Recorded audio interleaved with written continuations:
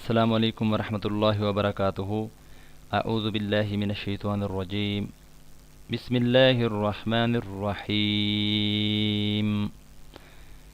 محترم سامعین، میں امید کرتا ہوں آپ سب خیریت سے ہوں گے۔ اللہ آپ سب کو اپنے حفظ و امان میں رکھے، نیک اولاد اخروی اثاثہ۔ حضرت ابو ہریرہ رضی اللہ تعالیٰ عنہ روایت کرتے ہیں کہ رسول اللہ صلی اللہ علیہ وآلہ وسلم نے فرمایا، جنت میں ایک شخص کا درجہ بلند کیا جائے گا اور دریافت کرنے پر اسے بتایا جائے گا کہ یہ درجہ تمہاری اولاد کے تمہارے لیے دعائے مغفرت کرنے کے باعث بلند ہوا ہے۔ ابن ماجہ 3660 نمبر حدیث ہے۔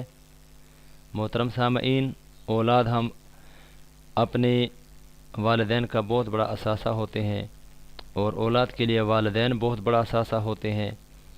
محترم سامعین، جس طرح والدین نے ہمارے دنیا میں خدمت کی ہوتی ہے، تو جن کے والدین اس دنیا سے رخصت ہو چکے ہیں وہ تو ان کے لیے صدقات، خیرات، درود شریف، قرآن پاک کی تلاوت اور ذکر اذکار کی شکل میں ان کو ایصال ثواب کریں، اور جن کے والدین حیات ہیں میں امید کرتا ہوں انشاءاللہ العزیز وہ اپنے والدین کی خوب خدمت کریں گے اور خدمت کر کے انشاءاللہ جنت لیں گے۔